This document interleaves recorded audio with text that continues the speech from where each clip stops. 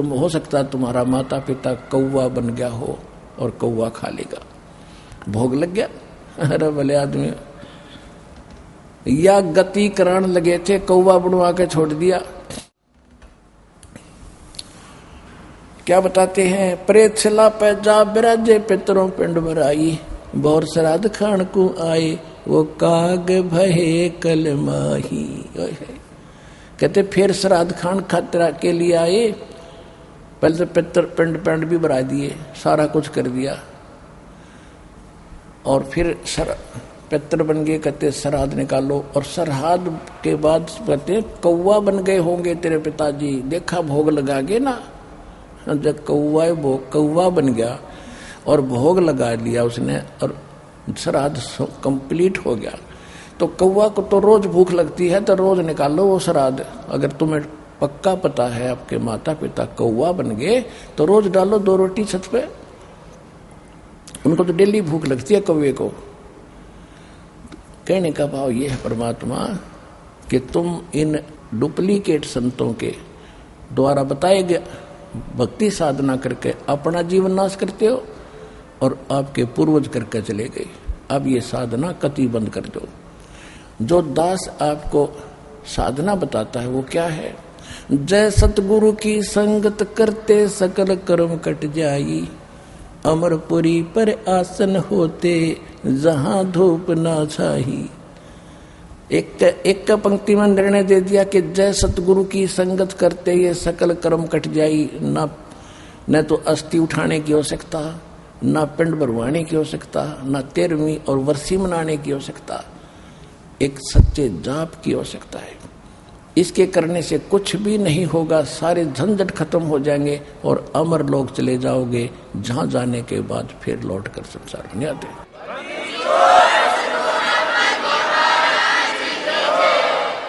अपने आत्माओं क्या बताते हैं,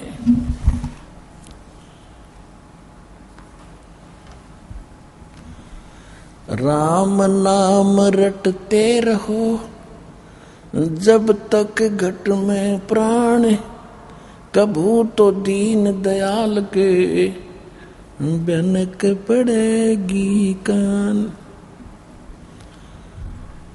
परमात्मा की भक्ति अंतिम श्वास तक करनी होगी, क्योंकि जब तक विद्यार्थी अपने क्लास में रहता है, जब तक वो पूरी पढ़ाई नहीं कर लेता, तब तक उसको पढ़ाई करते ही रहना होगा, उसी में उसकी सफलता है। तो जब तक आपके श्वास हैं, आपको ये ड्रेस प्राप्त है, पोशाक मनुष्य वाली, तब तक आपने अंतिम सांस तक सिमरन भी करना है, भक्ति भी करनी है, और जितनी सत्संग भी अटेंड करना है। जब आपका शरीर छूट जाएगा, ये पोशाक छोड़ दी जाएगी, आप सतलोक जाओगे, फिर उसकी जरूरत नहीं रहती पढ़ाई की। फिर इस पढ़ाई का यानी यहाँ किए हुए कर्म का वहाँ फल मिलेगा। अब जैसे बच्चे स्कूल में जाते हैं, कॉलेज में जाते हैं, पढ़ते नहीं हैं और वो सांग सिनेमा देखते रहते हैं, शराब पीते रहते हैं और बकवादें करते, नशे करते। क्यों? माँ बाप का पैसा फ्री में मिलता है, टेंशन है नहीं उनको कमाने की, खर्चन की लगे रहते हैं। और जब वो अपने पैरों पर खड़े होंगे, जब चलेंगे रोजी रोटी के लिए, तब आंखें खुलती है इनकी, अकम क्या बनेगा। तो ये बकवादों पर लग जाते हैं, वो अपना जीवन नाश करते हैं। इसी प्रकार मनुष्य जीवन एक ऐसा अलग से आपको पोशाक दी है, ये मनुष्य शरीर दिया है, परमात्मा ने अपने जैसा रूप दिया है। नर नारायण देही पातू फेर 84 जाई। धिक्कार रहे हमारे को, कितना सुंदर मनुष्य शरीर पाकर फिर तुम 84 लाख जाने के कार्य कर रहे हो, ऐसे गंदे उन शरीरों में जाना चाहते हो। तो क्या बताते हैं कि जब तुम यहाँ जो साधना कर रहे हो, जो पढ़ाई कर रहे हो, इसका प्रतिफल आपको सतलोक में मिलेगा। जैसे कॉलेज में पढ़ने वाले बच्चे जो ट्रेनिंग करते हैं, उन ट्रेनिंग की हुई का फल उनको फिर फील्ड में मिलता है। वहाँ पढ़ने की जरूरत नहीं, फिर तो नौकरी करो, तब पैसा लो और अपना ठाठ करो। यदि विद्या काल में, शिक्षा काल के अंदर तुम ऐसा गलती करते हो तो सदा के लिए वंचित रह जाओगे उस सुख से जिस उद्देश्य से आपको विद्यार्थी माता पिता ने बनाया था। तो परमात्मा ने जिस उद्देश्य से आपको मनुष्य शरीर दिया है, इसकी सफलता नहीं हो पाई तो बहुत पछताओगे। कैसे पछताओगे? जैसे एक समय एक व्यक्ति, सड़क बन रही थी, रोड बन रहा था, उसके ऊपर मजदूरी कर रहा था, उसके बच्चे भी वहीं, उसकी पत्नी भी मजदूरी कर रही थी, उसके बच्चे वहीं रेत में खेल रहे थे, मिट्टी में। और उसी सड़क के ऊपर उसी विभाग का एक एक्सीन आ गया, एग्जीक्यूटिव इंजीनियर, बड़ा अफसर। वो इंस्पेक्शन करके जब चला गया वहां, तो उसके बाद वो व्यक्ति मजदूर कह रहा था कि ये मेरा क्लास फेलो था, ये एक्सीन मेरा क्लास फेलो था, मेरा सहपाठी था, मेरे कर्म फूट गए, मैं पढ़ा नहीं, और ये पढ़ के आज देखो अफसर बन गया, गाड़ी में चलता, इसके बच्चे वहाँ पंखों कूलरों के नीचे शहर में सुख से रह रहे, और मेरे बच्चे आज मिट्टी में पड़े, मैं 2 रोटी का भी मोहताज हूँ। अब रो रहा उस गए हुए समय को, मैं भी पढ़ लेता था तो मुझे भी सुख होता। तो पुण्यात्माओं, ऐसी बनेगी आपके साथ जो आज भक्ति नहीं करेंगे। यहाँ से शरीर छूटने के बाद कोई गधा बन रहा होगा, कोई कुत्ता बन रहा होगा, कोई यमराज कूट रहे होंगे, फिर रो रहा होगा, हे भगवान या क्या बनी मेरे साथ। तो परमात्मा कहते हैं, अच्छे दिन पाछे गए, गुरु से किया ना हेत, अब पछतावा के करबीरा, या चिड़िया चुगी खेत। तो समय रहते कुछ करना था, वो समय अब आपको प्राप्त है।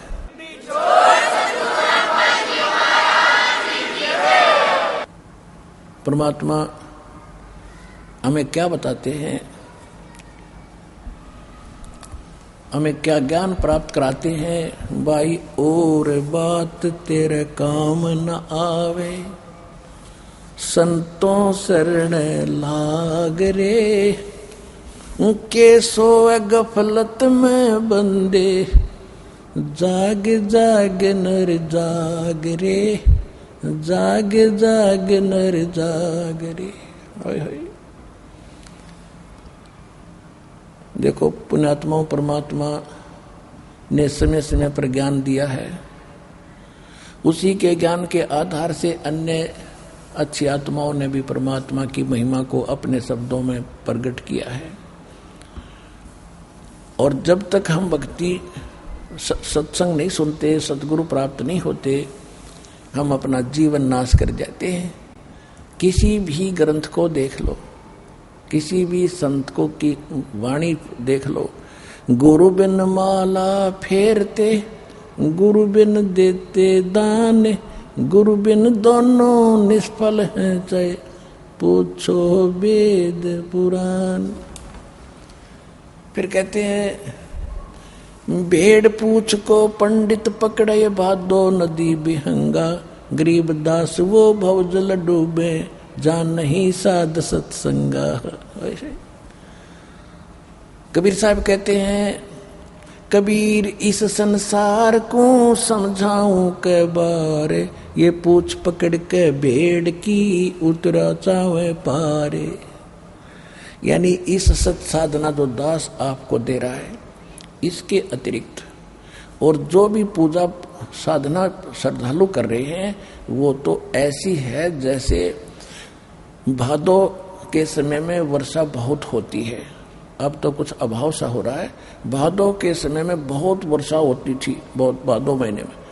और छोटी मोटी दरियाएं भी, दरिया जो है वो फुल स्विंग पर चलती थी, फुल होकर चलती थी, ऐसे लहर पड़ती हुई चलती थी उसमें। और उस समय वहाँ कोई व्यक्ति दरिया पार करना चाहता है और उसको कोई गाइड करता है कि भेड़ है या खड़ी, इसका पूंछ पकड़ और दरिया में दोनों छलांग लगा जाओ, तुझे पार कर देगी। तो अन्य जो साधनाएं हैं, ऐसा मार्ग है, ऐसा साधन है भवसागर से पार होने के लिए।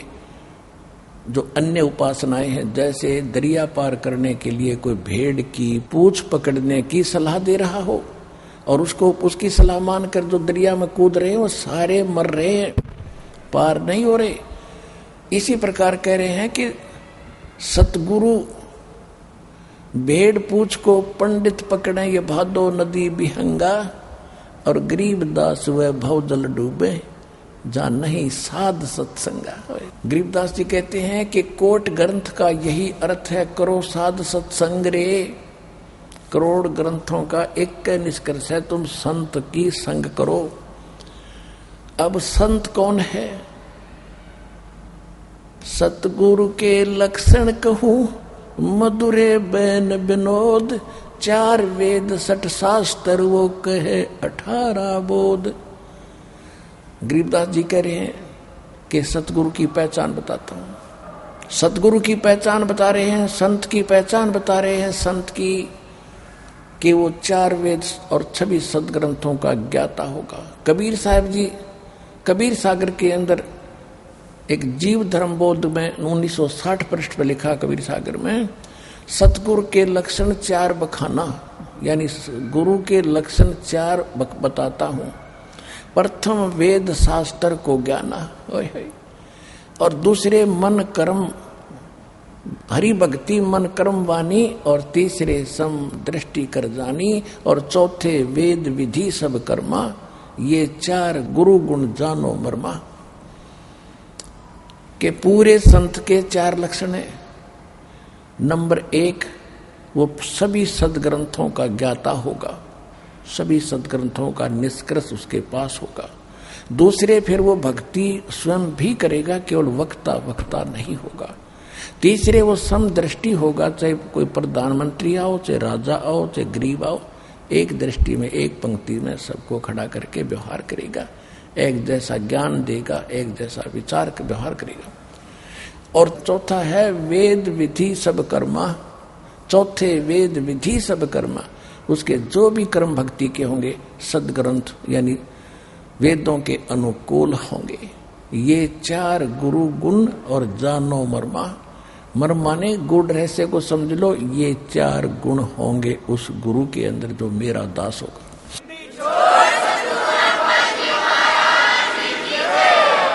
तो सभी सदग्रंथ ये बताते हैं, गीता के अंदर 4थे अध्याय के 34वें श्लोक में भी यही किया है कि अर्जुन उस तत्व ज्ञान को जो भगवान ज्ञान आकर देता है वो तत्व ज्ञान है, और उस ज्ञान का परिचय केवल तत्वदर्शी संत के पास ही होता है, उससे जाकर पूछ। यानी यहाँ गरीबदास जी भी कहते हैं कोट ग्रंथ का यही अर्थ है, करो साध सत्संग रे।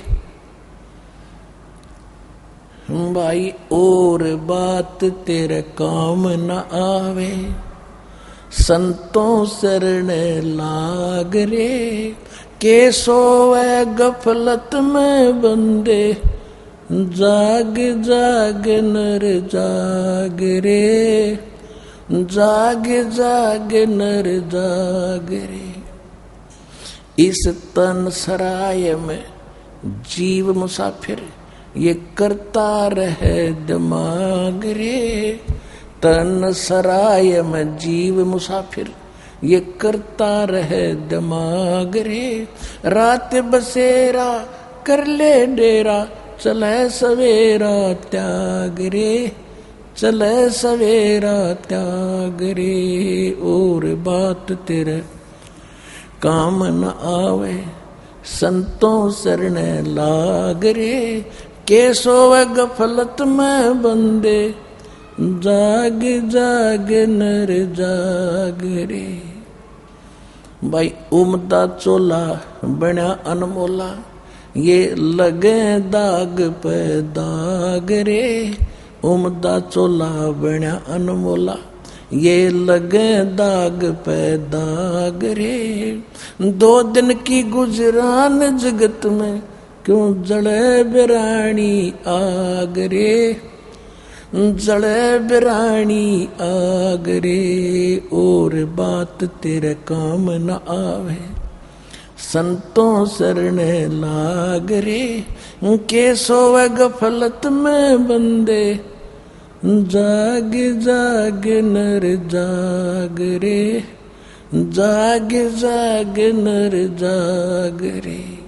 भाई कोबद का चढ़ी चढ़री चत पे, तू होया मनुष्य से नाग रे।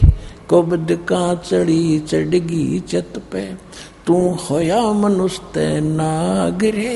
सूझे नहीं सजन सुख सागर, बिना प्रेम बैराग रे, बिना प्रेम बैराग रे। और बात तेरे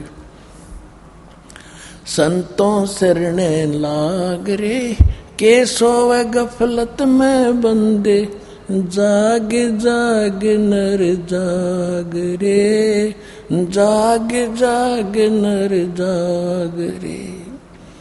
भाई हर सुमरे सो हंस कवावे, ये कमी क्रोधी कागरे। हर सुमरे सो हंस कहावे, ये कमी क्रोधी कागरे। बहुरा न भर में विष के वन में, चल बेगमपुर बाग रे, चल बेगमपुर बाग रे। और बात तेरे काम न आवे, संतों शरण लाग रे, के सोवे गफलत में बंदे, जाग जाग नर जाग रे, जाग जाग नर जाग रे। भाई शब्द सैन सतगुरु की पछाणी, पाया अटल सुहाग रे। शब्द सैन सतगुरु की पहचानी, पाया अटल सुहाग रे। नितानंद महबूब गुमानी, प्रगट पूर्ण भाग रे, प्रगट पूर्ण भाग रे। और बात तेरे काम न आवे, संतों शरण लाग रे, के सोवे गफलत में बंदे, जाग जाग नर जाग रे, जाग जाग नर जाग रे। पुण्यात्माओं, ये जो वचन, जो शब्द दास ने आपको वाणी सुनाई है, ये वास्तव में कबीर परमेश्वर जी की वाणी है। और ये नित्यानंद जी तो विष्णु जी के उपासक थे, वैष्णव परंपरा से इन दीक्षा प्राप्त थी। अब चक्कर ये है कि हम जिस भी गुरु को प्राप्त कर चुके हैं, ज्ञान तो ये गुरु जी वही देते हैं कि भी मनुष्य जीवन मोक्ष के लिए ही प्राप्त है। और फिर गुरु की प्रति जो श्रद्धा है वो भी वो डिफाइन करते हैं, और शिष्य फिर उसका अनुसरण करता ही करता है। तो नित्यानंद जी इस गुमानी नामक संत से, गुमानी दास नामक संत को परम संत मानकर इस पर कितने कुर्बान थे। लेकिन बात वहीं की वही रह गई। ये नित्यानंद जी लगभग 250 वर्ष पहले, 300 वर्ष पहले इनका जन्म हुआ था ब्राह्मण जाति में। और ब्राह्मण कुल के अंदर भी एक बहुत अच्छी खानदान, यानी पैसे वाले एक इनके नाना जी जो थे, वो इसमें नारनौल के नवाब के यहाँ उनके नाना जी एक अच्छी पोस्ट पर रहते थे।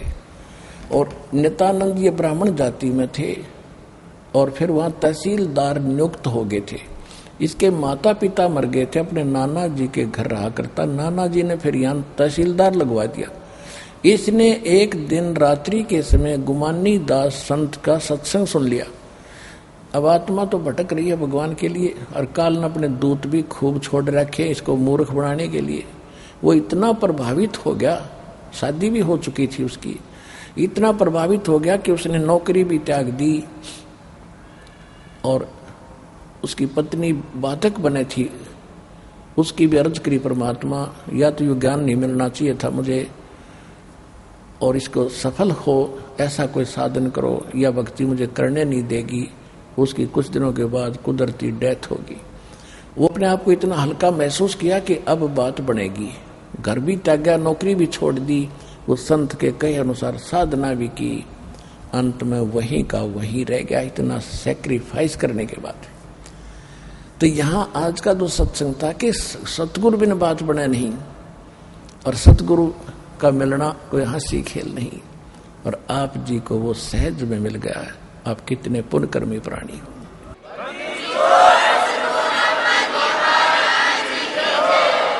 तो हमने ये वाणी तो कबीर परमेश्वर की है, इन्होंने अपना नाम लिख दिया, कोई बात नहीं। हमने इसके ऊपर अपनी अपने जीवन को ढालना है। ये कहते हैं और बात तेरे काम नहीं आवे संतों शरण लाग रे। वैसे कबीर साहब की वाणी में है और बात तेरे काम नहीं आवे सतगुरु शरण लाग रे। तो इतना ये अपने आप भेद कर लेते हैं अज्ञानता के कारण। फिर कहते हैं इस तन सरा में जीव मुसाफिर करता रहे दिमाग रे। आपको आप सबसे पहले एक कथा सुनाई, यही ज्ञान दिया था कि ये पता नहीं के सोचे इंसान। और इसके जब तक पुण्य चलते हैं इसको सुख है, और जब पाप शुरू होते हैं इसको महा दुख हो जाता है। जितना समय श्वास आपको दे रखे हैं मनुष्य जीवन के, तब तक ये चलेगा। ये श्वास फिर कहीं भी खत्म हो जाओ उसी समय ये नहीं देखा एक सेकंड भी। भाई कहाँ जन्मे कहाँ पाले पोसे और खूब लड़ाए लाडे, ना बेरा इस देही के है कहाँ खंडेंगे आडे। इस तन सराय में जीव मुसाफिर करता रहे दिमाग रे, रात बसेरा कर ले डेरा चले सुबेरा त्याग रे। एक जीवन जो है आपका ये एक रात है। जब आपकी ये स्वप्न देख रहे हो, जब ये मृत्यु होगी यानी नींद खुलेगी तेरा सवेरा होगा और फिर कुछ भी हाथ नहीं लगेगा। आज कोठी है, बंगले हैं, कार है, नहीं है, तो ये बस मृत्यु के उपरांत आप खोजते फिरोगे कहाँ है मेरी कोठी, कहाँ मेरा बंगला। उस समय तो आप धर्मराज के पास खड़े पाओगे। एक भगत कह रहा था कि मैं रिक्शा चलाया करता और रिक्शा चलाते चलाते मन में यह आया करती कि यदि मेरे पास कार हो जा तो बस क्या कहने। कई बार मन में आती थी तो साथ से कार निकल जाती थी। एक दिन सपने में मुझे कार मिल गई। सर्दियों के दिन थे, रजाई ओढ़ रहा था और कार फुल स्पीड पे छोड़ दी। आगे ब्रेक लगाने लगा, ब्रेक ना लगे और पैर ने जोर से मारा और रजाई के आर पार निकल गया और रजाई और पट गई। वासी बोधी सी रजाई थी, उसके आर पार पैर निकल गया। जब आँख खुली एक्सीडेंट हो गया। तो भाई वो देखा तो ना कोई कार व रजाई और पाट ली लात मार के। तो परमात्मा कहते हैं रात बसेरा कर ले डेरा तो चले सवेरा त्याग रे। सुबह उठेगा जब ये सवेरा होगा, ये सपना टूटे, सपना साजा टूट उठ कर तो मुंड पकड़ रोए। तो कहते हैं इस तन सरा में जीव मुसाफिर करता रहे दिमाग रे, रात बसेरा कर ले डेरा तू चले सवेरा त्याग रे। अब जैसे अपने अपने दिमाग में सारे इंटेलिजेंट बने बैठे, अपने सारी ये कर दूंगा वो कर दूंगा हैं। जो बड़े अधिकारी अफसर बने हैं वो कहते हैं रिटायरमेंट के बाद ऐसी कोठी काटूंगा और बड़े हिल स्टेशन पर चला जाऊंगा, वहां प्लाट खरीदूंगा। ऐसे दास को एक ये परमात्मा का ज्ञान होने के बाद जो घटना घटी थी वो हृदय में धरी गई सारी। हे परमात्मा, यदि हम भी भक्ति ना करते या दुर्गति हमारी भी होती। एक पंजाब का गवर्नर था, पंजाब और हिमाचल प्रदेश का वो ज्वाइंट था, दोनों का इकट्ठा ही उसके पास चार्ज था और वो रिटायर होने वाला था। उसने सोचा रिटायर होने से पहले पहाड़ी क्षेत्र में एक बहुत बड़ा प्लाट खरीदूं और वहां कोठी गाड़ी दूं। रिटायरमेंट के बाद वृद्ध होकर वहां ठाठ से रहा करूंगा।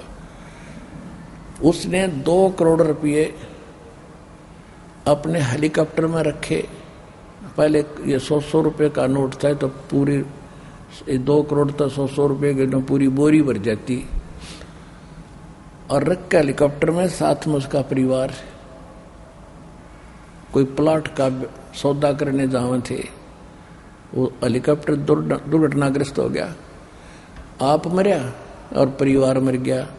और वह नोट गडरिए ठा ले गए हैं वो भेड़ बकरियां चलाने वाले। अब क्या हुआ, फिर उसके बाद उसने उसके जो रेजिडेंस था, सरकारी मकान था, उसको मैं देखा तो कहते 40 करोड़ और रुपये उसके अंडरग्राउंड पाए वहां पर दबे हुए उसके बेड में। 2-3 बेड थे लंबे लंबे। अब ना तो वो 40 और रुपये बच्चे सरकार खाते में गए और भाई की बिरान मट्टी होकर मृत्यु हुई। आगे क्या होगा? किसी की भैंस बनेगा जिस जिस पर पैसे ले रहे थे, किसी का गधा बनेगा, किसी का बैल बनेगा, लठ खावेगा और सारा पाई पाई देगा। कहते तुमने उस दरगाह का मैल नहीं देखा, धर्मराज के तिल तिल का लेखा।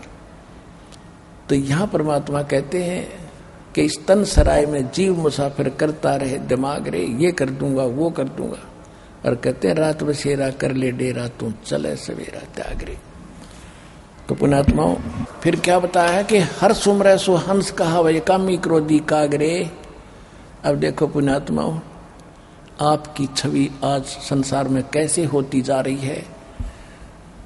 भक्त बताते हैं कि कहीं भी हम जाते हैं और वहां पर लोग देखते हैं इतने लोग आए हैं, इकट्ठे हुए हैं, ये कोई बीड़ी भी नहीं पीता और कोई इनके बाद अलछल नहीं है, ऐसे कैसे लोग हैं ये। तो पुण्यात्माओं आप हंस होगे। हंस वो होता है, आपको हंस इसलिए कहा जाता है कि जिसने दूध और पानी छान लिया। जैसे संसारी कुरीतियां, संसारी बुराइयां आपने छोड़ दी, और यहां से जो मूल इसका उद्देश्य था, जैसे हंस एक पक्षी है, उसमें गुण होता है, उसमें एक गिलास दूध और एक गिलास पानी मिला के उसके सामने रख दो, वो दूध पी लेगा और पानी छोड़ देता है। तो इसी प्रकार आपने संसार का जो व्यर्थ की जो साधनाएं, परंपराएं और ये बकवाद नशा था, ये त्याग दिया एक पानी जानकर, और परमात्मा के इस सत्संग और सतज्ञान रूपी दूध को ग्रहण कर लिया। आप हंस होगे। चोर करता है चोरी तो चोर कहलाता है, शराब पीता तो शराबी कहलाता है, और भक्ति करता है तो भक्त कहलाता है। हर सुमरै सो हंस कहा वह कामी क्रोधी कागरे। भक्ति करते हो तो भक्त कहलाते हो, आप हंस बन गए। और भौरा न भर में इस विष के बण में, ये कामी क्रोधी कागरे। बाकी जो बकवाद करें और तो कौवे जैसे व्यक्ति हैं जो किसी से रिश्वत लेते हैं, दुखी जीव को ज्यादा दुखी करते हैं। कौवा क्या करता है कि किसी पशु के जख्म हो गया है, उस जख्म को चोंच मारकर नोचता है अपना पेट भरने के लिए। जो भक्ति नहीं करते, रिश्वत लेते हैं, किसी को दुखी करते हैं, चोरी करते हैं, वो तो कौवे जैसे व्यक्ति हैं जो अपने कर्म बिगाड़ रहे हैं दूसरों को दुखी करके। फिर क्या बताया लास्ट में नित्यानंद जी ने, शब्द सैन सतगुरु की पहचानी और पाया अटल सुहागरे। अब जैसे उसने उनको जैसा गुरु मिला, वैसे तो जब आप समझदार हो जाओगे संकेत समझने लग जाओगे। ये क्या कहते हैं, शब्द सैन सतगुरु की पहचानी। शब्द माने वचन, जो प्रवचन कर रहे थे उनका संकेत समझ गया मैं। सैन यानी को संकेत करते हैं, अच्छा संकेत सिर्फ बिना बोले कोई संकेत किया जाता है, उसको सैन बोलते हैं, सैन। तो क्या कह रहा है कि हमने अपने सतगुरु की सैन समझ ली, उसका संकेत समझ गए। ये क्या कहना चाहते हैं? क्या कहना चाहते हैं कि नर से तू पशुआ की जय गद्दा बैल बनाई, ये 56 भोग कहा मन बोरे कि कुरडी चढ़े जाए। कहता मैं संकेत समझ गया। और फिर क्या कहते हैं, नित्यानंद महबूब गुमानी प्रगटे पूर्ण भागरे।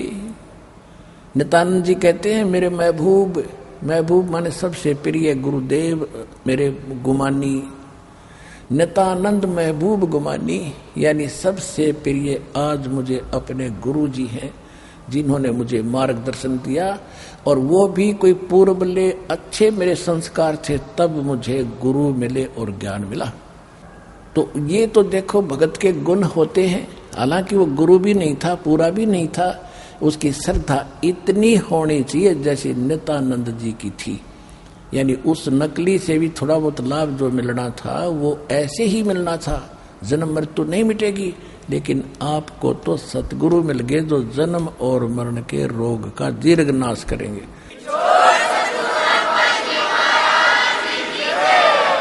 तो आपका कैसा भाव होना चाहिए अपने सतगुरु के प्रति, ये आप स्वयं निर्णय करेंगे। अब आपको भक्तों का अनुभव सुनाएंगे जो परमात्मा की भक्ति करके सुखी हुए। सुनिएगा। सत साई। नमस्कार सर। नमस्कार। सत साई भगत जी। सत साई। क्या शुभ नाम है जी आप जी का? मेरा नाम है विजय कुमार चेकितान उर्फ विजय दास। मैं आसाम से आया हूँ, जिला कछार, थाइलू चाय बगीचा गांव का नाम है, और मैं आसाम से लखीपुर तहसील से आया हूँ सर। सर क्या काम करते हैं विजय जी आप? मैं बॉर्डर रोड ऑर्गेनाइजेशन भारतीय सीमा सड़क संगठन में जूनियर इंजीनियर कनिष्ठ अभियंता के रूप में बीकानेर राजस्थान में अभी काम कर रहा हूँ। सर परम संत सतगुरु रामपाल जी महाराज की शरण में आने से पहले आप कौन सी भक्ति करते थे? परम संत परम पूजनीय सतगुरु रामपाल जी महाराज की शरण में आने से पहले मैं अपने माता पिता और अपने पूर्वजों के बताए अनुसार तमोगुण भगवान शिव जी का तथा देवी देवताओं का पूजा करता था अपने घर में। अंग्रेजों के ज़माने में सबसे पहले हमारे मतलब गांव में बहुत बड़ा शिव जी का मंदिर है जो हमारे घर में है, और उसमें हमेशा कीर्तन, उपवास रखना और पूजा अर्चना करना ये सब हम करते थे। और मेरे पिताजी अनुकूल चंद्र ठाकुर जो देवघर में उनका आश्रम है, उनसे उनके नाम उपदेशी थे। वो सुबह को आरती करते थे और ये अपना आरती में कहते थे कि ओजोपो नामे कोरोरे निशा बोधो ने लोए बोलो होड़ी। और तो ओजोपो नाम जो अभी मैं परम पूज्य संत रामपाल जी महाराज के शरण में आने के बाद वो अजपा नाम जो सतनाम, उसका बारे में पता चला मुझे। पहले मैं अजपा नाम आरती करता था पर अजपा नाम के बारे में पता नहीं था। सतगुरु रामपाल जी महाराज अपने शरण में लेना था, जिसके तहत मैं आसाम से राजस्थान आया और राजस्थान में मुझे नौकरी भी मिला। और मैं एक रोड है अपना पीलीबंगा रावतसर भादरा नौहर एक रोड है जो जिस नौहर डेट पे मैं as a date IC incharge के रूप में मैं तहत था। उस टाइम में मुझे ज्ञान गंगा नाम का एक पुस्तक मिला जिसपे मैं सृष्टि रचना पढ़ा और उसमें आत्माएं काल के जाल में कैसे फंसी और रजोगुण ब्रह्मा शतोगुण विष्णु तमोगुण शिव जी के बारे में पूरा डिटेल मुझे जानकारी मिला। और फिर मैं उस सृष्टि रचना पढ़ने के बाद मैं गदगद हो गया और मुझे संत रामपाल जी महाराज, परम पूज्य संत रामपाल जी महाराज के दर्शन के लिए मैं निकल पड़ा।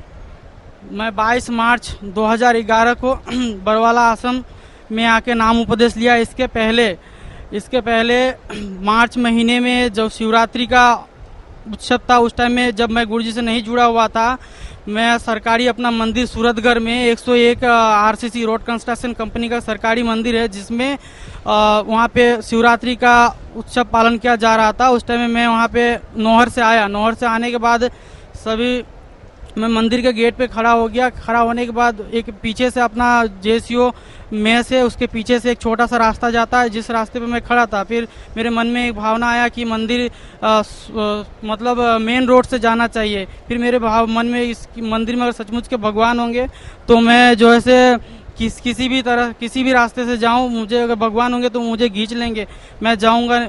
तो फिर रोड जो मतलब छोटी सी गली थी, मैं मेन रोड से ना जाके छोटी गली से पहुंचा। फिर उधर में जाके मेरा समाधि लग गया। उस टाइम में मुझे एक मिश्री जैसा कुछ खाने को दिया, वो मिश्री खाया। फिर मुझे उस टाइम में दंडवत मैंने प्रणाम किया और मुझे जैसे लगा कि कोई सतगुरु मुझे उस टाइम में परमपिता परमात्मा जो कबीर देव है और संत रामपाल जी महाराज, उनसे मैं जुड़ा हुआ नहीं था। फिर भी उस टाइम में मुझे इनका आभास हुआ कि ये मुझे अपने को मोक्ष प्राप्ति के लिए, मैं समाधि में बैठा था। मैं मतलब उस टाइम में मुझे लगा कि मैं मर गया हूँ। उसके बाद फिर मेरा आत्मा जो है शरीर से निकल के ऊपर जा रहा है। उस टाइम मुझे मेरे पिताजी का याद आया। फिर मैं पिताजी का याद करके कि पिताजी मुझे मैं मर जाऊंगा, फिर पिताजी को कौन देखेगा, उनको कौन, फिर वो याद करते फिर मेरे शरीर में वो आत्मा आ गया। और फिर मुझे 7 दंडवत के रूप में ही 7 पलटी मैंने चक्कर काटा, फिर 7 दोबारा।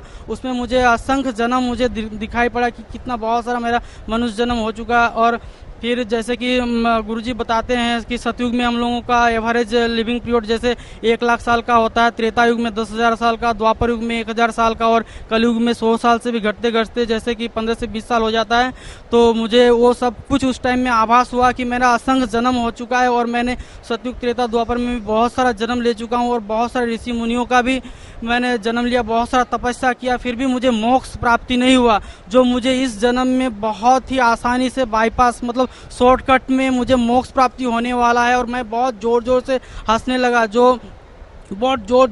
लगा, मुझे बहुत ही आनंद आने लगा। शरीर में दैविक एक शरीर में बहुत ही आराम का एक बहुत ही शरीर मतलब हल्का हो गया और मैं बहुत ही आनंद फील करने लगा। और मुझे बहुत ही जल्दी मतलब मोक्ष पहले मुझे पता था कि मनुष्य जीवन का मूल उद्देश्य मोक्ष प्राप्ति करना, पर मोक्ष क्या चीज़ होता है, कैसे मिलता है, क्यों, और उसे पाने के बाद क्या होता है, आदमी कहाँ जाता है, कुछ पता नहीं था। फिर भी उस टाइम में ऐसा महसूस हुआ कि मुझे, जो मैंने बहुत सारे तपस्या किया, बहुत सारे जन्मों में मैंने ऋषि मुनि का बहुत सारा मतलब जो गुरुजी बताते हैं, असंग जन्म भ्रमत हो गए, कुछ ना हाथ लगा रे, कुक्कर सुक्कर खरबे बोरे, कौवा हंस बुगारे, कोटि जन्म तू राजा कीना, मिटी न मन का आशा, आप भिक्षुक होके दर दर घुमा, मिला न निर्गुण राशा। उसी तरह से मैंने, और इस जन्म में, इस मेरा मनुष्य जीवन में मुझे, इसी जन्म में मुझे मोक्ष प्राप्ति होगा, ऐसा मुझे आभास मिला। और फिर मैं परमात्मा, फिर थोड़ी देर बाद में जब मुझे चेतना आया तो मुझे फिर मैं लगा कि वो बहुत अच्छा महसूस हो रहा था। फिर वो मोक्ष प्राप्ति के लिए मैं सोचा फिर मैं क्या करूं, फिर मैं परमात्मा के ऊपर ही छोड़ दिया कि जब उन्होंने ऐसा कुछ चमत्कार किया तो मेरे साथ सब उन्हीं के ऊपर है, जब परमात्मा के ऊपर छोड़ दिया। फिर 4 दिन बाद में मुझे एक ज्ञान गंगा पुस्तक मिला। एक ड्राइवर जो अपने साथ में काम करता गिरधारी लाल मीना, वो मुझे ये पुस्तक ला के दिया। उनको ट्रेन में ये पुस्तक मिला था, फिर उन्होंने पुस्तक दिया। पुस्तक को मैंने पढ़ा, उसमें सृष्टि रचना और जो भी चीज़ मैं पढ़ा वो सब मेरे दिमाग में समझ में आने लगा और आंखों से आंसू। और किताब को फिर मैं जब भी सोता साथ में लेके सोता और पढ़ता उसमें से पढ़ने के बाद फिर बहुत सी जल्दी मुझे कि ये जो किताब का लिखने वाले उस टाइम परमपिता परमात्मा सद्गुरु रामपाल जी को मैं नहीं पहचानता था, पर मुझे लगा कि अपने जो किताब का सृष्टि रचना इतने अच्छे और आत्मा काल के जाल में कैसे फंसी, सब चीज़ डिटेल में लिखा हुआ है। इनसे मिलने के लिए मैं बहुत ही इच्छुक हो गया। फिर वहाँ से मैं होली का उत्सव था, उस टाइम में मैं पूरा बस बंद था राजस्थान का। फिर रात के टाइम में नौहर से मैं एक रात 12 बजे बस मिली, उस बस पे बैठ के मैं दिल्ली आ गया। और दिल्ली से फिर एक दिन वहाँ पे अपने रिश्तेदार के पास रुका। दूसरे दिन मैं दिल्ली सुबह को मैं फ़ोन नहीं किया, एक्चुअली उसमें सब फ़ोन नंबर पूरा डिटेल दिया हुआ था, पर फ़ोन नहीं किया। मैप देख के मैं करौंथा आश्रम चला गया। करौंथा में रोहतक के नज़दीक में था करौंथा आश्रम। वहाँ जाने के बाद ये रोहतक तक बस में गया। बस में फिर वहाँ से एक टेम्पो पकड़ के मैं करौंथा, फिर गांव में 1 किलोमीटर पहले टेम्पो वाले मुझे उतार दिया। फिर मैं उधर से पैदल कि फिर मुझे ऐसा लग रहा था या तो मुझे परमात्मा आज मिले या तो मैं मर जाऊं, 2 में से एक, मुझे ये संत का दर्शन हो जाए।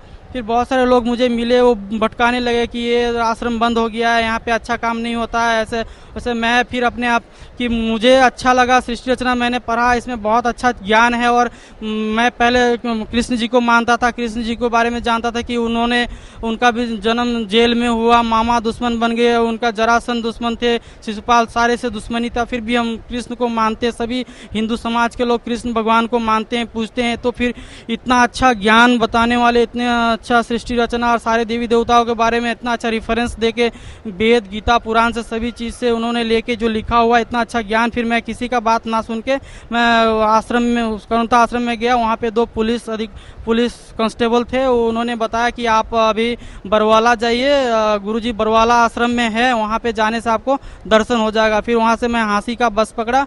हाँसी रात हो गया, मतलब हिसार के लिए बस पकड़ा था, पर रात हो गया तो फिर मैं हाँसी में एक लॉज में रुक गया।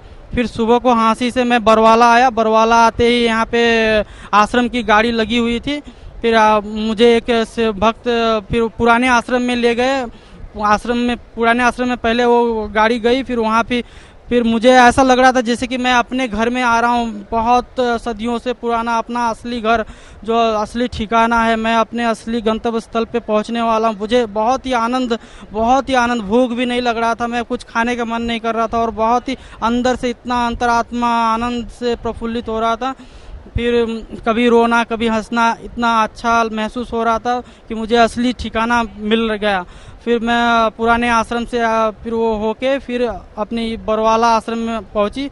यहाँ के भक्त लोगों से मुझे बातचीत हुआ, फिर उन्होंने मुझे खाने के लिए बताया। मैं खाना खाया, नहाया, फिर परमात्मा का नाम उपदेश लिया। फिर मुझे नहीं पता था कि नाम उपदेश क्या होता है। मैं तो बोला कि ठीक है, मुझे नाम उपदेश लेना, जो भी करना, मुझे संत जी से दर्शन करना, उनका आशीर्वाद प्राप्ति करना है। फिर उनका मैं नाम उपदेश लेके उनका आशीर्वाद लिया, दर्शन किया। फिर परमात्मा को जब पहली बार देखा मुझे, तो मुझे बहुत ही अच्छा लगा। मुझे लगा कि मैं अपना असली ठिकाना पहुंच गया। जो मुझे शिवरात्रि के दिन जो महसूस हुआ था कि मुझे मोक्ष प्राप्ति होने वाले हैं, वो यहाँ पे आते ही मुझे अपना सब कुछ मतलब अंदर ही अंदर पूरा विश्वास दृढ़ता आगे बढ़ता गया।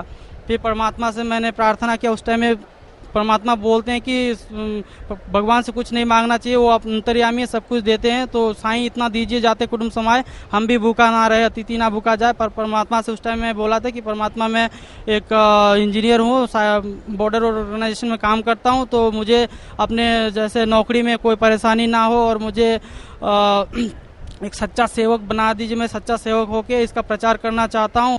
सर, परम संत सतगुरु रामपाल जी महाराज ने जो सत भक्ति आपको दी है, उस भक्ति से आपको क्या लाभ मिला?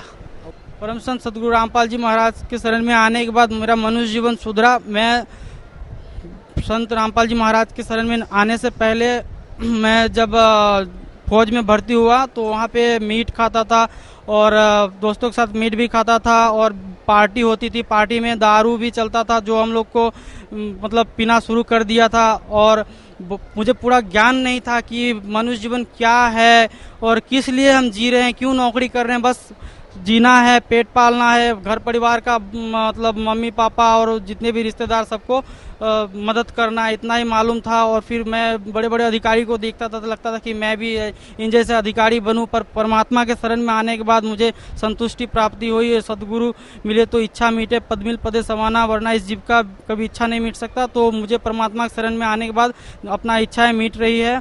और मुझे मेरा सारे दोस्त जो उस टाइम में मछली नहीं खाते थे, जो दारू नहीं पीते थे, जो मीट नहीं खाते थे, वो अभी दारू पीना और अंडा सब चीज़ खाना शुरू कर दिया। और जो मैं कि संत रामपाल जी महाराज के शरण में आने के बाद अभी बिल्कुल ही मैं 3 साल हो गया गुरुजी से जुड़े हुए, मैं कभी मन ही नहीं जाता और ना कभी मैं इसके बारे में सोचता हूँ।